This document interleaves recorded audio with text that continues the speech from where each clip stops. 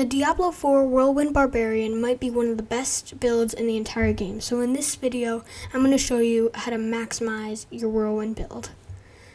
Now let's start off with the skill tree, starting off with Lunging Strike. It does 2500 damage, and the modifiers, you can look at them. Lunging Strike deals 30% damage, and then Lunging Strike also inflicts bleeding damage, and that's it for Lunging Strike.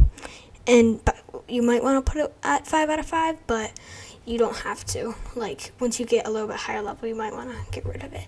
Now, this is the best, just the best thing in the build. It's Whirlwind. It's the main thing. You want to put Enhanced Whirlwind on.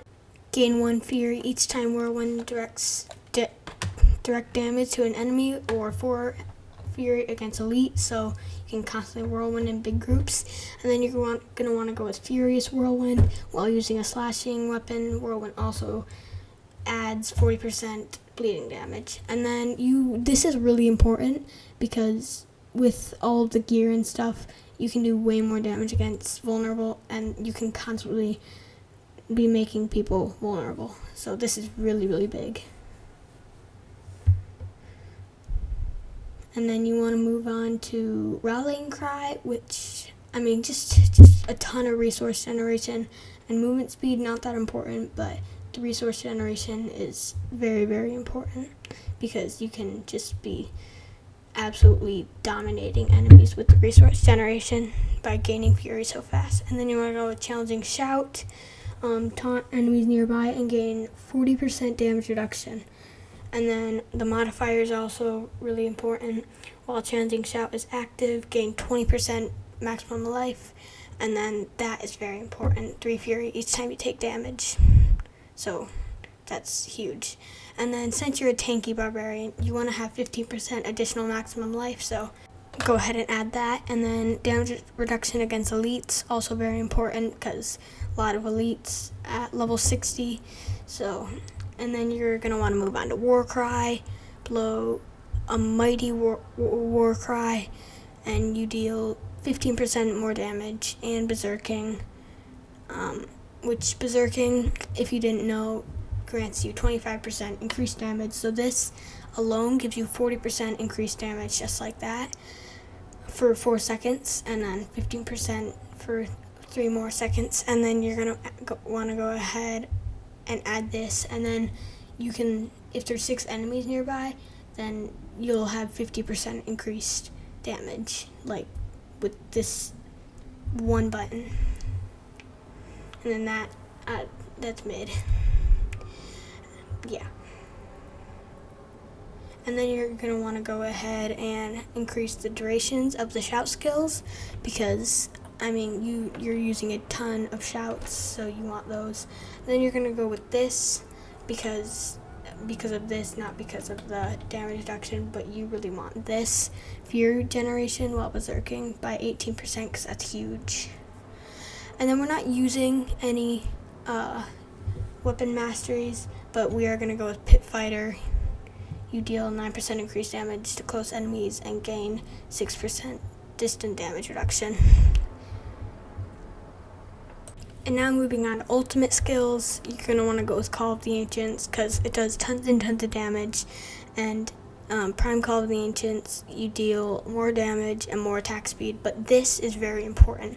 You get 10 Fury each time Corlick damages an enemy with Fury, so you can just completely just go with Whirlwind non-stop. Like, just always, you can just go with Whirlwind, like non-stop.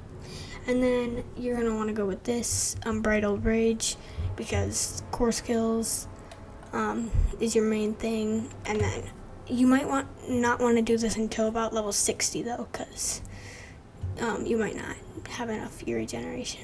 And then Tempered Fury, this actually isn't that important, but it's just an extra point to put on that. And then the last thing is just do all of those skill points, and then you'll be good.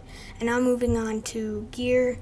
My helmet, you're constantly doing bleeding damage, so this is very, very important. I got the cooldown reduction as well. for Hymn of the Ancients, or Call of the Ancients. And it's pretty good helm overall. Good amount of armor too.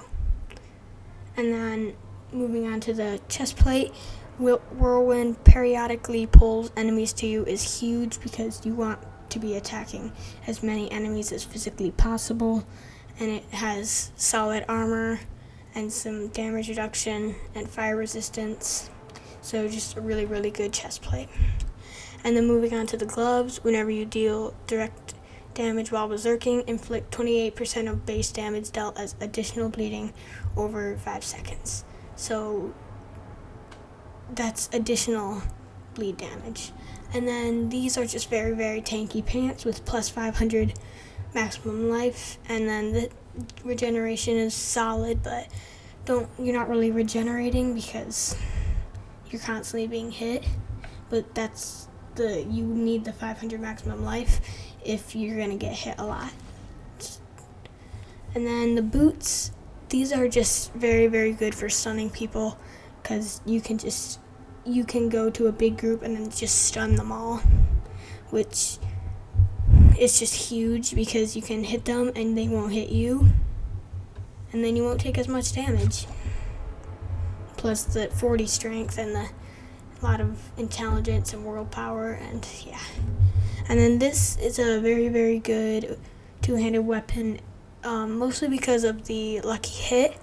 When Call of the Ancients is on your auction bar, when Whirlwind attacks, it has an ancient that summons the same skill.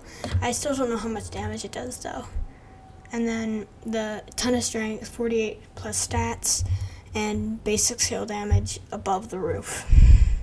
Plus the overpower damage, which is huge. Plus the plus 5 life on kill, but that's only the socket. And then moving on to the one-handed weapon, you gain 1500 thorns while berserking, which, I mean, just enemies die when they hit you, mostly, and then, which you're being hit a lot, so it's just more damage than they're taking. And then this is not a good weapon. I could definitely get a better one.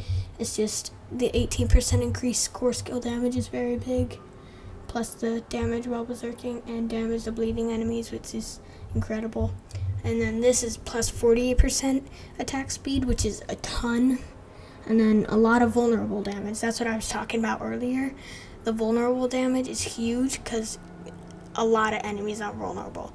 And the damage over time is bleeding, and then damage to bleeding enemies, which is huge because you're always making people bleed. And then Whirlwind's critical strike chance is increased by 7% each second it is channeled, so it gets up to about 40% for me. And this is just a really good ring with the maximum life as well, plus the physical damage and the critical strike chance. So this is a very, very big ring for the build. And now moving on to the very, very first unique. You get this from beating the campaign, from beating Lilith at the end, and it's just your core skills hit 5 or more enemies, 40% of the resource costs is reduced, which is just very, very big because you're always hitting a ton of enemies. And then this is the final piece of armor, just a ton of more armor because you can just stack up armor and you can get up to 45%, which just basically is 45% increased armor just like that. So very, very good. And now the final thing on the build. Sorry I didn't put in the Paragon points, but the final part is expertise. Two-handed sword expertise, 10 out of 10. You definitely need this.